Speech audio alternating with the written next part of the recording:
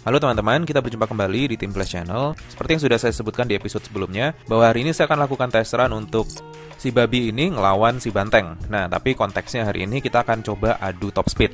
Nah, di sini saya sudah memiliki si babi hijau. Ini sudah saya pasangkan ban medium low profile seperti yang bisa kalian lihat di layar, dan menggunakan karet bawaannya. Jadi ini karet yang sama dengan karet yang terdapat dari box Rowdy Bull. Nah, seperti ini settingannya. Masih menggunakan settingan internal yang sama. Jadi menggunakan gear high speed 3.5/1, terminal bawaannya juga, dan tidak ada satupun yang diubah. Hanya pada faktor ban dan juga wheels.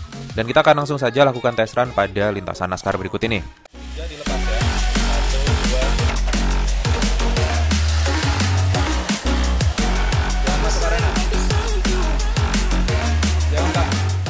Pada start awal, bisa tampak di sini untuk Rowdy Bull-nya tanpa meninggalkan Razorback-nya, hingga akhirnya keluar lintasan pada saat tikungan. Nah, ini mungkin karena baterainya baru saja dilepas dari charger, masih sedikit tinggi untuk powernya.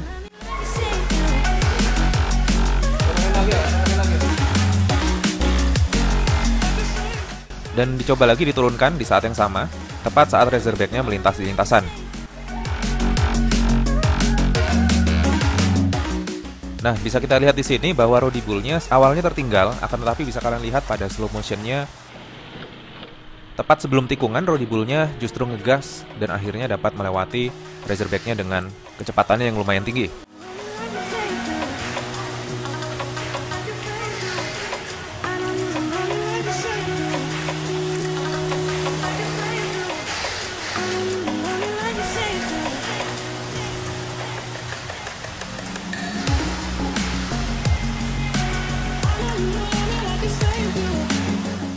Nah, bisa kita lihat di sini seiring berjalannya lap, semakin jauh ditinggalkan Razorback-nya dan Rowdy Bull-nya memimpin di lintasan terdepan. Nah, kita coba sudahi saja, kita angkat dulu karena sudah tertinggal cukup jauh. Dan kita coba lagi, kali ini baterainya saya tukar.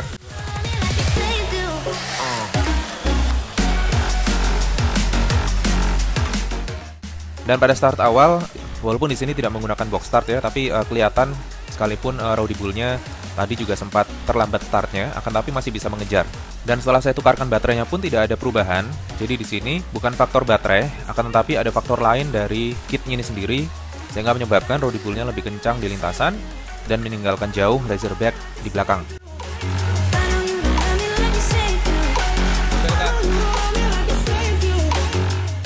Nah, kita tidak perlu menunggu untuk 3 lap karena sudah kelihatan Razorback-nya tertinggal di belakang. Nah, ini tadi settingan awal yang saya gunakan. Jadi di sini menggunakan settingan bawaan dari FMA, yaitu menggunakan roller bawaannya untuk bagian depan dan belakang, dan juga settingan lainnya masih sama. Nah, kita coba tingkatkan lagi stability-nya dengan menambahkan roller naga pada bagian depannya. Nah, di sini saya coba turunkan lagi, dan seperti yang bisa kalian lihat, Rowdy Bull-nya kelihatan tidak ada kendala sama sekali untuk meninggalkan Razorback-nya di sini. Dan ini baterainya saya cas lagi, jadi kelihatan lebih kencang dari yang tadi ya. Jadi ini menggunakan baterai yang sama dengan run kedua tadi. Jadi baterai yang di Rowdy Bull saya tukar dan saya pasangkan di Razorback. Nah, rupanya hasilnya sama. Di sini Rowdy Bull-nya meninggalkan Razorback lumayan jauh, padahal baru lap pertama. Nah, ini mungkin kita tidak perlu selesaikan 3 lap, karena sudah pasti kelihatan jaraknya akan semakin jauh nanti.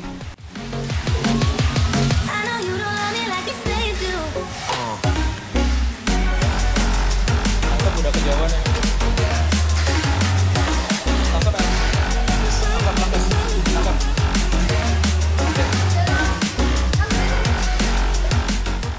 Nah, kita coba tukar mesinnya ya. Jadi untuk Razorback ini menggunakan Mabuchi FA130 dengan tutup yang agak transparan. Sedangkan Rowdy Bull-nya menggunakan Mabuchi dengan tutup normal.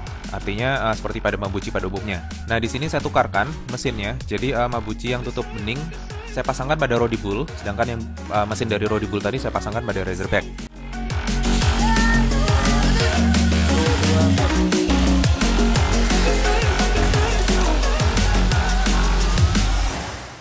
Rupanya ini tidak mengubah keadaan.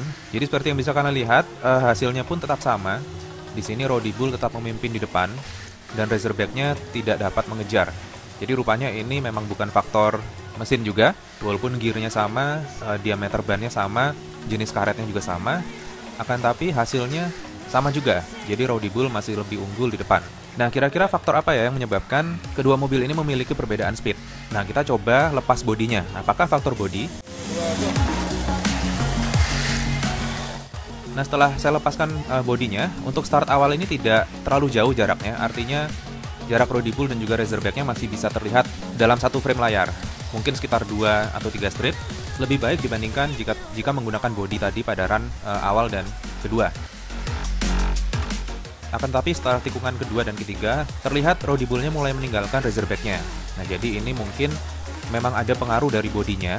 Jadi seperti yang bisa kita ketahui, di dunia Mini 4WD, gaya tekan ke bawah memang tidak ada, akan tetapi aerodinamis itu tetap berpengaruh. Karena mau sekecil apapun dan seringan apapun bendanya, angin tetap memberikan efek pada benda yang bergerak. Kita ambil contoh pesawat kertas. Kertas kan cukup ringan, kita tahu ya, dan dengan metode melipat pesawat kertas yang salah pun, kertas bisa tidak melayang dengan baik. Nah, begitu juga dengan Mini 4WD. Jadi jika terdapat sesuatu hal yang menghalangi terpaan angin dari depan, mungkin saja mobil tersebut menjadi tidak efektif dalam laju di lintasan. Nah, sebagai ilustrasi di layar, kita ketahui bahwa bodi Rodibull ini cukup mendekati real car, artinya mobil sungguhan yang tentu saja di dunia nyata pun telah melewati uji aerodinamis dan sebagainya. Nah, tapi terlepas dari itu, kalau kita lihat bodi sedan seperti ini, tentu saja untuk streamline-nya itu lebih baik jika dibandingkan dengan bodi yang memiliki banyak area yang tidak mengedepankan aspek aerodinamis yang cukup baik. Nah, sebagai contoh, Rodibull ini memiliki bodi yang bisa kita lihat di layar ini cukup mudah dilalui oleh angin. Nah, jadi seperti yang tampak di layar, angin dapat lebih mulus melewati permukaan dari bodinya. Nah, sedangkan pada Razorback, ini bagian kanopinya ini sedikit menonjol ke depan dan menekuk ke dalam. Jadi seperti ini jika saya ilustrasikan, mungkin saja angin yang menerpa dari bagian depan Razorback ini sedikit terpecah sehingga terjadi drag. Nah, jadi drag itu bagian angin yang menerpa dari depan akan tapi berputar pada bagian belakang, dan ini menghambat laju mobil secara efektif di lintasan yang lurus seperti ini. Nah, ilustrasi lain seperti ini. Jadi anginnya kena kanopi yang nekuk ini. Ya mungkin bisa kalian bayangkan saja kalau kalian naik sepeda terus bawa papan triplek yang lebar dan diangkat menjulang ke atas. Nah, kira-kira bagaimana? Tentu saja terpaan angin akan mempengaruhi jalannya dari kalian mengayuh sepeda. Nah, ilustrasinya kira-kira seperti itu. Akan tapi jika papan tripleknya kita miringkan, tentu akan ada perubahan terpaan angin yang menerpa dari papan tersebut. Nah, kira-kira mungkin yang terjadi pada kasus ini adalah seperti itu. Jadi pada bodi Rodibull-nya memiliki streamline yang lebih bagus dibandingkan dengan bodi Razorback-nya. Nah, kok ya saya lupa untuk nukar bodinya. Nah, jadi kelewatan sih, tapi nggak apa-apa, nanti coba kita tes lagi deh lain waktu, karena waktunya hari ini nggak banyak. Jadi kita sudahi dulu videonya. Dan jangan lupa next saya akan coba upgrade settingannya ke STCB atau Pro Stock untuk Indonesia setup. Jadi menggunakan 2 pieces roller naga dan juga menggunakan mesin tune. Untuk itu jangan lupa subscribe channel saya, aktifkan notifikasi, saksikan video berikutnya, dan terima kasih.